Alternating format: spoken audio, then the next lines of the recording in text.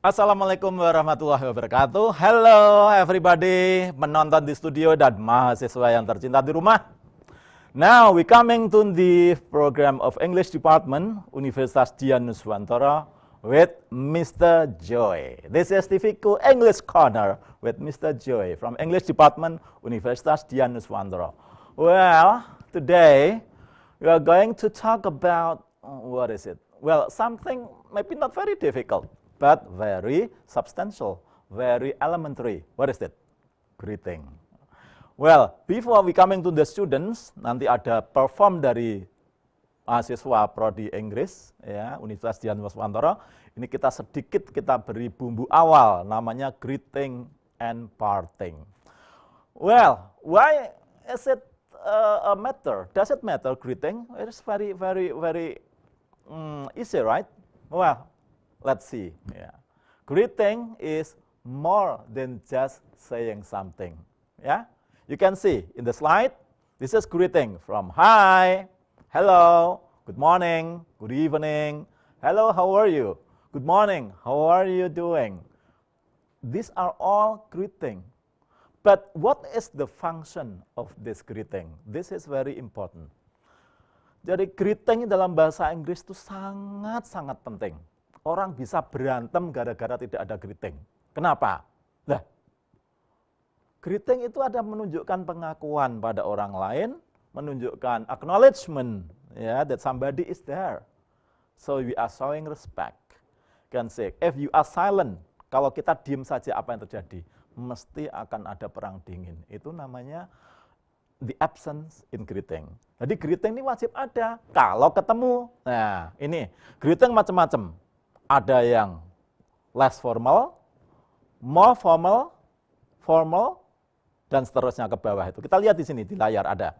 Jadi ada hi, hello. Tahu enggak ini bedanya hi dan hello? Oh, sepele ya. Greeting itu ternyata ada bedanya. Persamaannya apa? Persamaannya sama-sama dipakai kalau ketemu. Tapi perbedaannya apa? Nah, perbedaannya kalau hi itu less formal. Hello, more formal. Apa artinya less formal, Pak? Less formal itu artinya akrab. Ya, more formal itu arahnya ke kesantunan. Jadi kalau ketemu Mr. Smith dari Amerika pertama kali atau dari Inggris pertama kali kita ngomong, "Hai Mr. Smith," itu ya harus hati-hati karena kita sok akrab. Harusnya apa? Hello Mr. Smith. Oke, yang ke bawah lagi lebih panjang ada good morning, good afternoon, good evening. Hello, how are you? Good morning, how are you doing? Ini apa bedanya dengan hi, hello? Itu bedanya lebih panjang. Sesuatu yang lebih panjang itu lebih formal. Sesuatu yang lebih formal itu berarti lebih santun. Dengan kata lain, kalau you are doing the greeting, kemudian kita mengatakan morning Mr. Smith dengan good morning Mr. Smith, itu lebih santun mana? Lebih santun good morning Mr. Smith. Oke? Oke? Is that clear? Is it the point? Yeah. This is greeting. Remember, greeting ada dua juga. Ada yang terikat waktu, ada yang bebas waktu. Ayo, bedanya apa? Yang time bound, time bound itu ada morning, afternoon, evening. Ya, kalau pagi ya jangan bilang evening, kalau siang jangan bilang morning ya. Ini terikat waktu, good morning, good afternoon, good evening. Ya. Ada greeting yang tidak terikat waktu, yaitu hi dan hello. Oh, gitu ya Pak? Iya betul. Jadi kalau pagi mau hi, sore mau hi, malam mau hi, pagi hello, sore hello, malam hello, no problem. Tidak terikat waktu. Tapi kalau malam-malam you bilang, hey good morning Mr. Smith, kecuali bercanda ya. Hati-hati, jadi greeting itu nggak sembarangan. Satu lagi, good morning, good afternoon, good evening. Nah, nanti akan ada pertanyaan itu. Nah, ini kita lihat dulu. Ini greeting ya, dipakai kalau ketemu. Ingat loh, ketemu bukan pisah. Nah, sesuatu yang untuk menjalin keakraban atau kontak ini waktu ketemu namanya greeting. Untuk menjalin keakraban kalau pisah namanya parting. Baik greeting dan parting masuk dalam komunikasi fatis. Artinya komunikasi untuk menjaga kontak agar hubungan antar orang itu tetap terpelihara. Kita lihat sekarang parting. Ya, parting itu bukan party. Parting dari kata part. Part itu berpisah. Parting artinya perpisahan atau saying goodbye. Nah, ini juga sama dengan greeting, cuma ini kalau pisah. Bayangkan kalau you kenal orang, kemudian kita pisah, diam saja celonong. Kira-kira apa terjadi? Mesti friksi, mesti perang dingin itu, ya kan? Say something, menunjukkan penghormatan pada orang lain. Nah, ini dari atas, less formal, formal ke bawah. Bye, goodbye. Kalau hi dan hello tadi adalah untuk greeting. Hi itu, saya beritahu ini, dalam literatur sastra dan linguistik, hi itu kependekan dari hello. Something new, right? Jadi hi itu kependekan dari hello. Demikian juga ini bye itu kependekan dari goodbye. Remember, bye, goodbye. Goodbye, see you, tambah lain lagi. Good night, goodbye, see you soon. Good night, talk to you later. Goodbye, have a nice trip. Nah, ini namanya parting, berpisah ya. Ada bye, ada sama dengan greeting, berpisah itu ada yang terikat waktu, ada yang bebas waktu. Yang terikat waktu itu apa? Yang ada good-goodnya tadi, ada good night, ya. Oh, cuma good night, yang terikat waktu cuma good night, ya. Artinya terikat waktu pisah pada malam hari. Ya. Jadi kalau greeting ada good morning, good afternoon, good evening. Kalau pisah parting ada good night. Loh kok cuma good night? Iya, cuma good night. Yang tidak terikat waktu ada dua, bye and goodbye. Bye, akrab atau less formal, goodbye, formal. Hati-hati kalau ketemu dengan orang dari Eropa itu biasanya lebih ke kesantunan, ya, lebih baik kita ucapkan goodbye daripada bye, ya. Good night daripada night gitu ya. Tapi ini kita lihat, tuh, ini yang penting satu lagi sebelum kita masuk ke performance yang lain. Bedanya kalau gitu apa, Pak? Antara good evening and good night. Lah ini yang salah kaprah. Ada dari SD, SMP, SMA. Nah, kalau you mengatakan good evening ini jam 4 sampai jam 6. Nanti kalau jam 6 ke atas itu good night. Nah, kira-kira what do you think? Does it make sense? Ya, ini kita verifikasi di sini. Jadi secara pragmatik, jadi good evening dan good night bedanya hanyalah konteksnya. Persamaannya sama-sama hari gelap. Ya, the dark is falling. Asal jam 4 ke atas sudah gelap, good evening kalau ketemu, kalau pisah good night. Apalagi jam 11 malam, ketemu ya good evening, pisah ya good night. Itu bedanya konteksnya. Pembaca berita sore, ya evening newscaster for example, pembaca berita sore, mau baca berita dia bilang apa? Good evening, right? Begitu selesai membaca berita, apa bilangannya? Good night.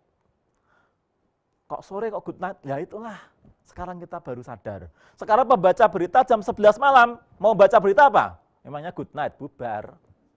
Good night itu pisah. Ya, jam 11 malam mau baca ya good evening. Good evening everybody. Kalau malam namanya, setelah selesai beritanya, well that's all for the news tonight. Good night everybody. Saya punya pengalaman yang pahit. Nah, sebelum saya ngundurkan diri, nanti ganti mahasiswa yang bilang di sini, ya. Ada suatu perusahaan mengadakan social evening. Tahu social evening? Gathering, ya. Wah, itu Palente itu direkturnya, Inggrisnya casis cus sos. Grammarnya bagus itu. Tapi waktu mau membuka pidato, apa yang terjadi? Padahal itu audiensnya itu ada orang Amerika, Inggris, dan mungkin ada orang Australia. Ya, apa yang terjadi? Gini. Well, ladies and gentlemen, before I am delivering my speech, I'd like to wish you good night. Welah. Good night, mau pidato ngomongnya good night. Ya bubar toh ya. Tapi beliau tidak menyadari, tapi di pojok sana, di kerumunan ekspatriat, orangnya kasak kusuk. Kasak kusuk kok good night ya. Harusnya apa? Good evening. Well, that's all from us. Maybe you have any questions? Somebody?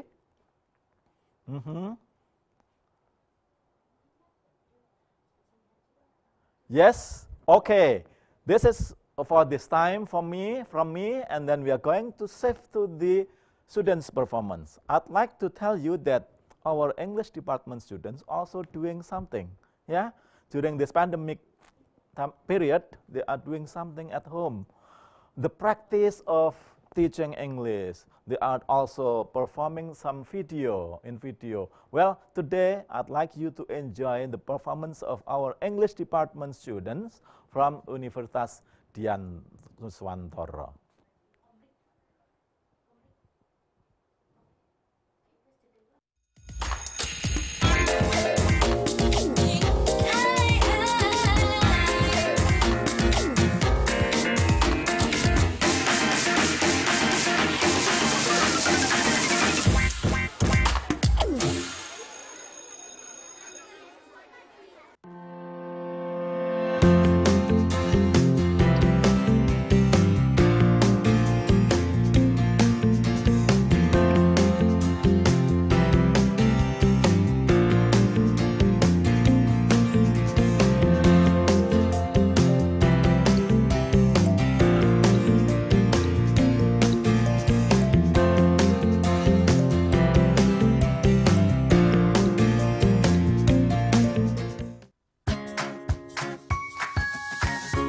Hai guys, pengen berkarir di dunia rekam medis.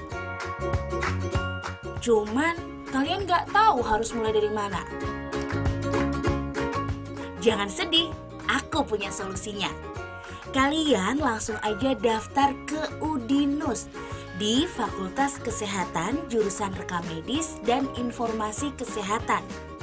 Di sini kalian bakal diajarin banyak banget tentang dunia rekam medis pastinya. Misalnya nih, perencanaan pembiayaan unit rekam medis dengan penerapan KESMIK, perencanaan kebutuhan tenaga kerja kesehatan, statistik rumah sakit,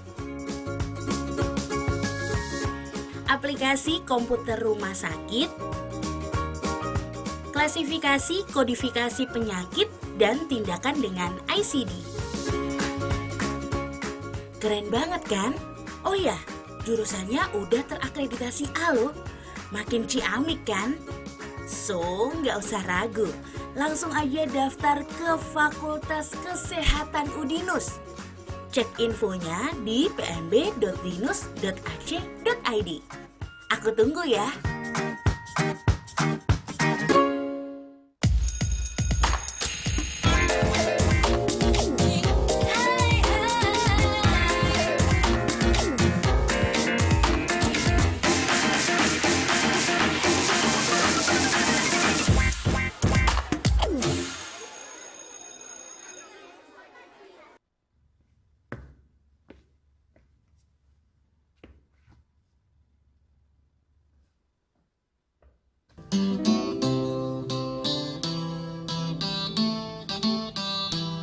Hello everyone, so let me introduce myself. My name is Ashifalina Wibowo and I made this video. The purpose I made this video is to fulfill my English teaching examination, and the examination is like this.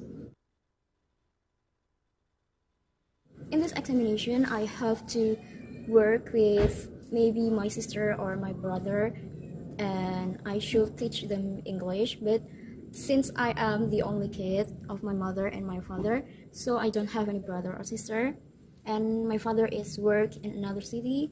My mother is going back home late every day, and so I just thinking that I will make the video myself. I will be the teacher, but in the other side, I will be the student also. Wish me luck. And then for the method that I use is elective method, because elective method can conclude more than one method, so I just choose elective method and I just add a method like direct method, Suggestopedia, and then fun learning method. So in the direct method, I will explain the material with native language, and then the student also should respond with a native language. And then for Suggestopedia, I will make a good atmosphere for the class so the student will enjoy the study. And then for fun learning method, I will start the class with a game, and in the middle of the class I will give a game for the student also. And for Suggestopedia, I will add a background music, and I choose to play lovely music because many people say that when they hear a lovely music while they studying, it makes them more focused on the study. So yeah, I just choose music on YouTube like this.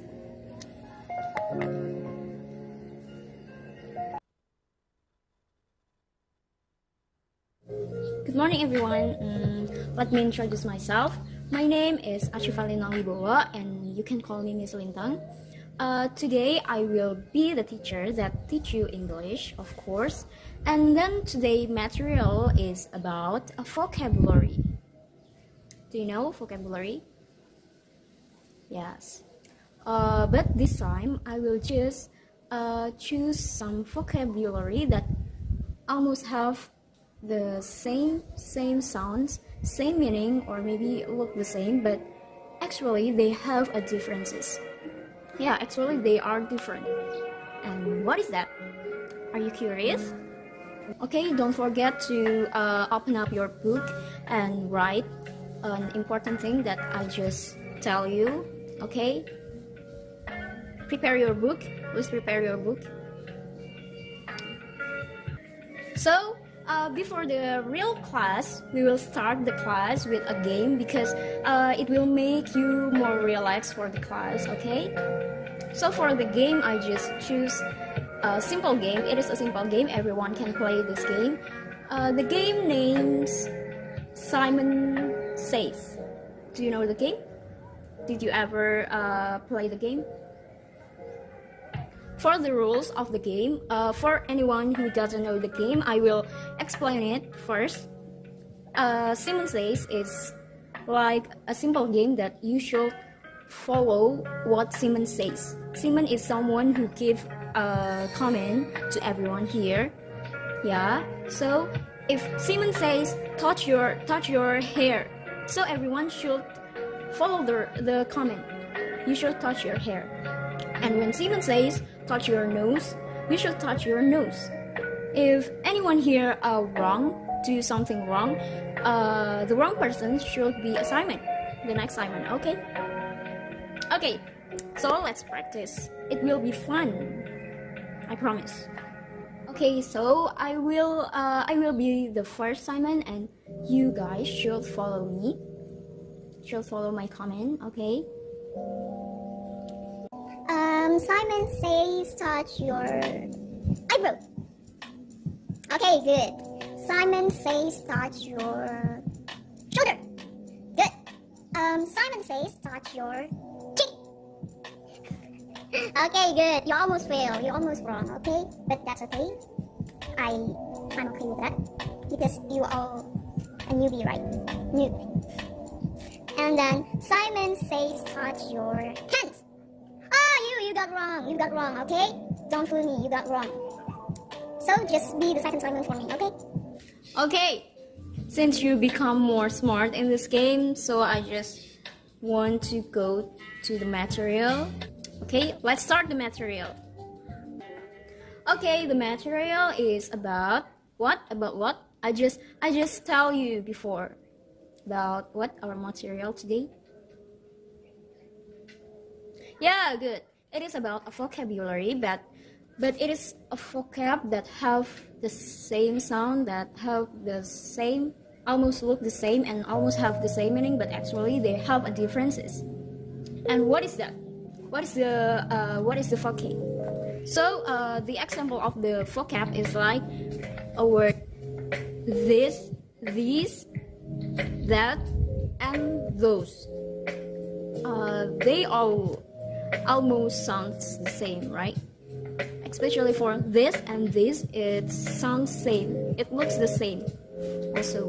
So what is the difference? What is the differences between these, that, and those?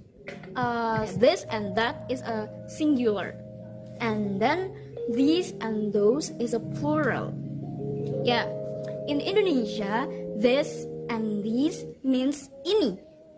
And then that and those means itu.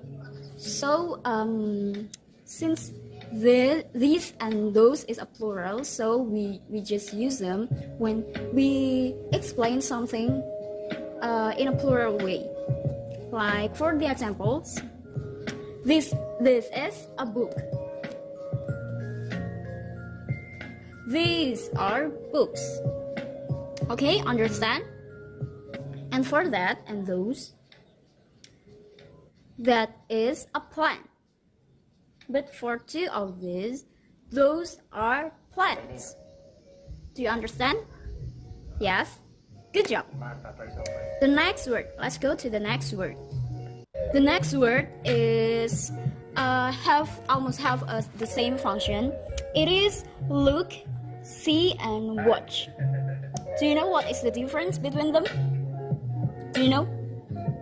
So for the look is used when you look at something you want to look. You know, if for example you want to look at the sky, so you just look at the sky. And when you want to look at your crush, maybe, so you look at your crush.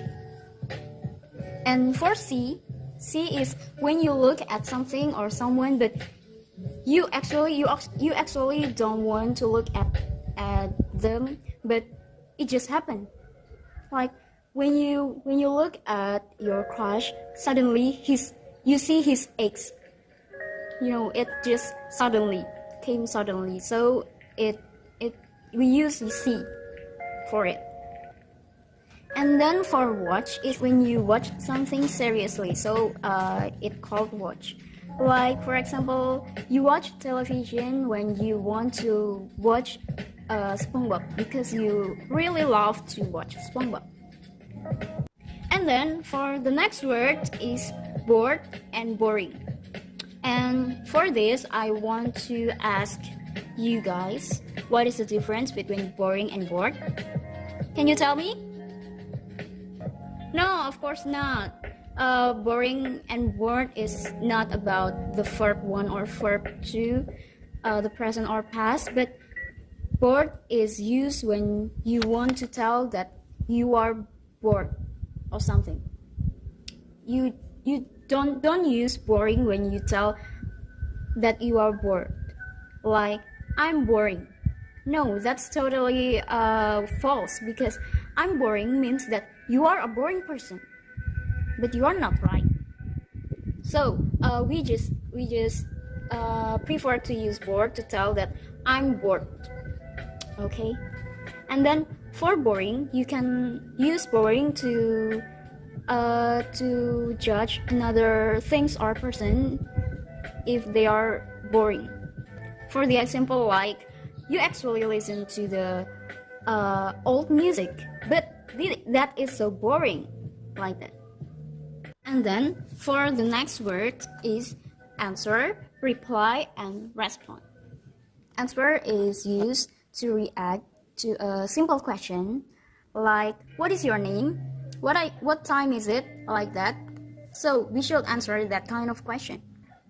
Yeah, and then answer can be used also when we answer a question from the test. Understand? When you have some tasks, you should answer the question, not reply or respond the question. Okay, that's easy. And then it can be used also when you have someone calling you, so you should pick up the phone and answer the call, right? Not reply the call or respond the call. And then when you have some guest at your house and the guest is knocking on your door, so you should answer the door. All right, understand? And then the second is reply.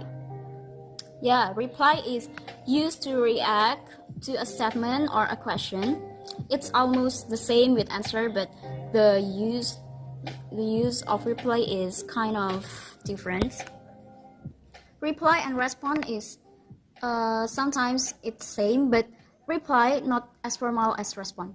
And then you use reply when you have an email or chat. So when you have an email for someone, you should reply to them. And when you have a chat, a message from someone, you should reply it, not answer. In her situation, for the example, is like he replied to email really quickly, or he never replied to my message. Wow, so sad. Okay, then the third is respond. Respond is used to react to a statement or question. Also, it's like a reply, but this sounds more formal than reply, and it's usually used in business situation. And then respond also have a meaning to have a good reaction or something. Okay. For example of respond, I need to respond to that email. That email maybe refers to your boss email. So it is about a business situation. So you prefer to use respond.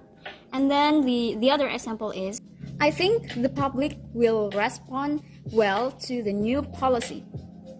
Okay, so it means that the public have a good reaction to the new policy. Do you understand? For the next word is afraid and scared. Afraid and scared have the same meaning. It is about, they talk about talking about an emotion, talking about a fear. And so what is the difference between afraid and scared? When they become adjective, it means the same. It means an emotion of fear, of fearness. But when it become a verb, scared means to scare someone or something. Like for the example, oh, you scared me, and then you scared that dog.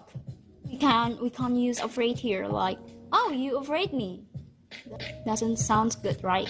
And then for afraid, when afraid become a verb, it become a formal situation, like a business situation. And the meaning of afraid in business situation is like an apology of something. For the example, I'm afraid I don't have a time to meet you tomorrow. I'm afraid we don't have that item right now. Okay, are you understand?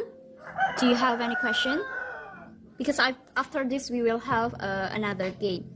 The game name blindfold. When you have to touch something, but you should close your eyes. You have to touch something, and you should tell us the description about that things.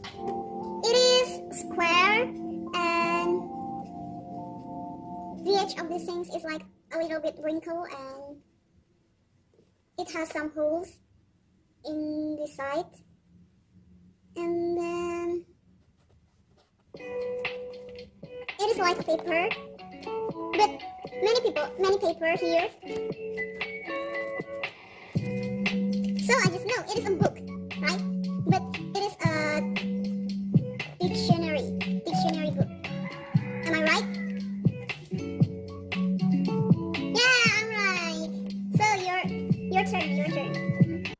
Okay, everyone, so it is the end of the English teaching today. So thank you for listening to this. See you in another day. Thank you so much.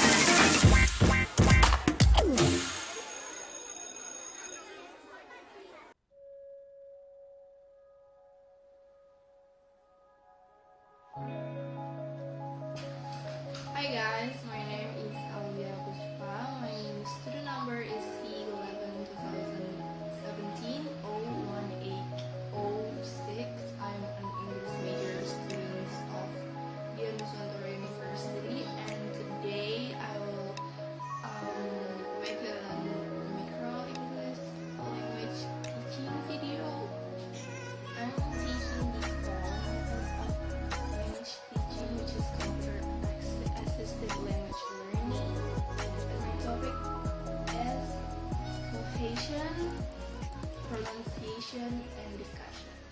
So, good morning, class. Please have a seat and turn on your computer. Today we will have some tasks and I will guide you through it one by one.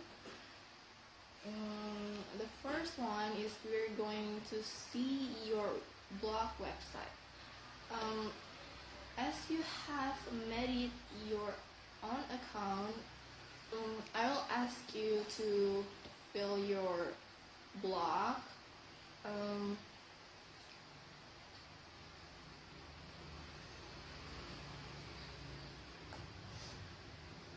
You can add some content, some writing to your blog, and I want to ask you to write an experience based on your favorite line. One thing that you should pay attention to is the coherence. Now, let me tell you about coherence. Coherence means the connection of ideas at the idea level, and cohesion means the connection of ideas at the sentence level. Basically, coherence refers to the rhetorical aspects of your writing, which include developing and supporting your argument. The cohesion of writing focuses on the grammatical aspects of writing. So, coherence also deal with logical interconnection, overall sense or understandability, whether your work can be understood by others or not. This is deal with coherence. Coherence refers to a certain characteristic or aspect of writing. Literally, the word means to stick together. So when you write a paragraph or when you write a word, it should be like stick together, like it has continuous meaning to one from another. And this is what you should pay attention to your writing. I ask you to make a content to your blog, which is writing content, and this is what you need to pay attention to. Coherence also means that all the ideas in a paragraph flow smoothly from one sentence to the next sentence. So if you make a sentence in your paragraph, it should be continuous from one to another.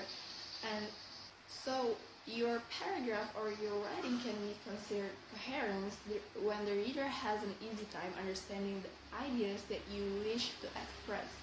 One of the tricks to avoid repetition in your writing is to put pronouns to replace instead a name.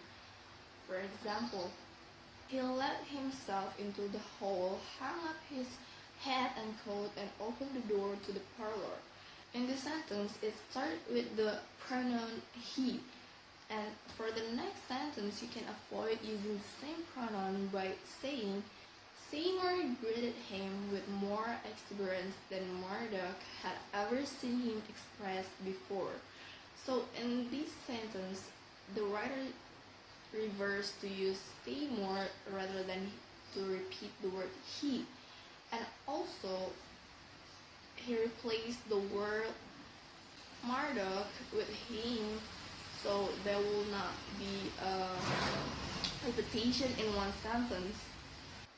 You can use a lot of transitional words or linking words to combine your sentences. When you're done with your writing, let your placemat post a comment on below your writing and let them decide whether your writing is easy to understand or not. In this way, you will know that your writing is already coherent or not. Next, let's move on to your YouTube account. For this task, I want you to pick a partner and then pick a topic that you both will understand or you both like, and each of you should make a script that is different from one another. And make sure that you keep your script along for approximately 5 minutes video, and then post the video on your YouTube account. Let your partner know the link and let them watch your video. And then I want the partner to write the script based on what you hear. And on the next meeting, we will compare your script to your friend's script. How much words do they get? Is it correct or not? And this will deal with your pronunciation, and I'll help you know some tricks to speak like a native speaker. The first tip is be better understood by native speakers. The more you speak like a native speaker, the easier it is for the locals to understand you. If you have to use English every day, life will be much easier this way, wouldn't it? So the first tip will be how you get used to hear native speakers talk. So when you talk, it will sound like one. You can start by hearing how native speakers talk. You can search for it through video on YouTube, or you can watch films.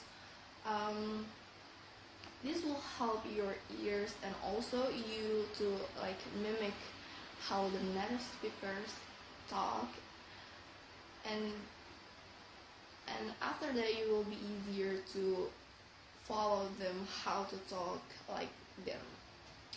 The next step is be more confident using English at your daily activities. So this is more like practice makes perfect, because if you practice more, you can keep up your work, you can keep on gaining a lot of vocabulary, and you can be used to the way you talk in English. The next step to make your English look like the next level speaker is use slang when you speak English.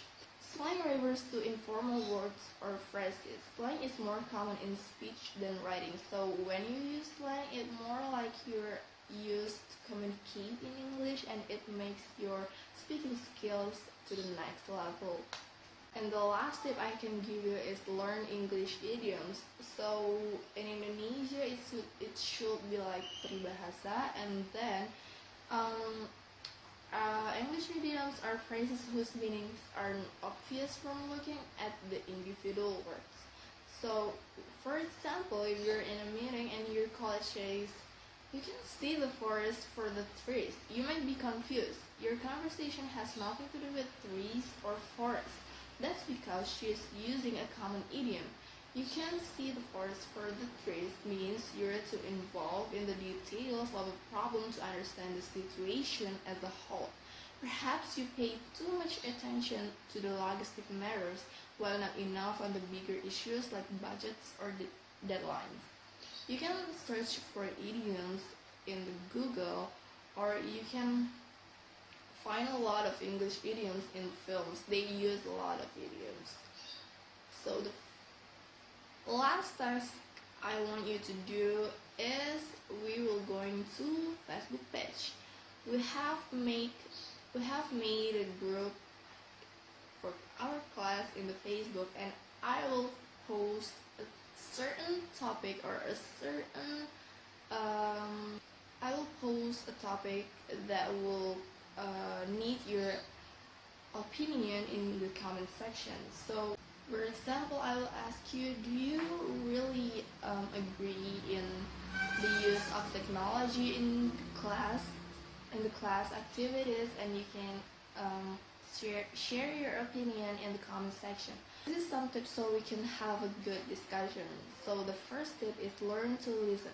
Be an active listener and don't let your attention drift. So this is because this is will held in the Facebook, and you will not listen to your friends physically, so you might want to pay attention to your friends' comments, and then stay attentive and focus on what is being said. So before you agree or disagree to your friends' comments, make sure you pay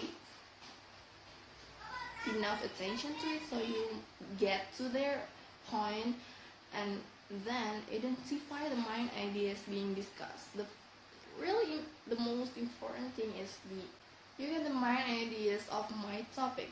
From this point, you can decide whether you agree or disagree to my topic. The next step, evaluate what is being said. Think about how it relates to the main idea or theme of the tutorial discussion. So you may want to evaluate what I just posted in the discussion post, and then you might want to do some little research before you position yourself whether you agree or disagree. You can't contribute to a discussion unless you are well prepared. Attend lectures and make sure you complete any assigned readings or tutorial assignments. This will do in the discussion too, so before you post your opinion, you should be well prepared whether you already know about the topic that being discussed, or you already make a statement whether you agree or disagree, and also the arguments that will support your opinion. An easy way to participate is to add to the existing discussion. Start by making small contributions, agree with what someone has said, or ask them to expand on their point as for an example or for information. Prepare a question to ask beforehand, so if you're not sure whether you agree or disagree, you can think about your friend's opinion. Ask them to explain more about their opinion, why they agree or why they disagree, and then prepare some question about the topic discussion if you're not understanding enough about the topic. You can then work up to answering a question put to the group or providing an example for a point under discussion. If you're not sure enough about your position, you can provide an example for a point under discussion. You can expand the topic discussion by putting some example in the comment section, and then the last step is to disagree with the point. If you're not sure enough, but you found something that is not in your agreement, you can disagree to that point or to your friend's opinion. But of course, you should insert your reason why you're disagree with their opinion. Speaking about argument, what is an argument? To argue in an academic context is to put forward an opinion through the process of reasoning supported by evidences. So if you're arguing with your classmates, you should provide evidence to support your opinion. This way you will most likely to win over your opinion. An argument attempts to persuade through rational and critical judgment. So evidence will make your opinion sounds rational and also critical. With all of this tip I just give you, I hope you can have a good discussion in the discussion I will post later. So make sure you post your opinion in the comment and make sure that is a reliable comment. So wait for the notification until I post the discussion topic, and I think for today you will have those 3 tasks I gave you. So let's evaluate them. So the first one is to open your blog website and make sure you post your writing there. And for the other person in the class, please leave some comments on your friend's post whether their writing is already understandable to you or not. And the second task is to open your YouTube channel, and then don't forget to post a video about the topic you already built with your partner, and then don't forget to keep the script. And for the partner, listen to your friend's video and then make the script out of it. And in the next meeting, we will compare your original script to your friend's script. And the last is wait until I posted the topic discussion or the question discussion in the Facebook page we already have for our class. And then don't forget to do some small research and make sure you're in the agree or disagree side, and don't forget to also put your evidence and arguments so your opinion will seems like it's valid. And I hope we can have a good discussion in there. And so I think that is all for today's class. See you in the next meeting. Bye.